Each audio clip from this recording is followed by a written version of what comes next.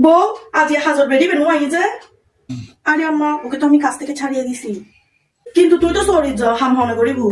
আম্মা আপনি তো সবসময় বলেন বুয়াটা সারাদিন কোনো কাজ করে না আপনার সবগুলা কাজ করতে হয় তো চিন্তা করলাম বুয়াটার আর দরকার কি আপনার নাকি ওর পিছনে সারাদিন লেগে থাকতে হয় আপনার অনেক কষ্ট হয় সেজন্য বুয়াটাকে ছাড়িয়ে দিছি বউ এবার কি স্ট্যাটাস লাগাই উজে শাশুড়ি আম্মা আজকে সবজি বানাইছে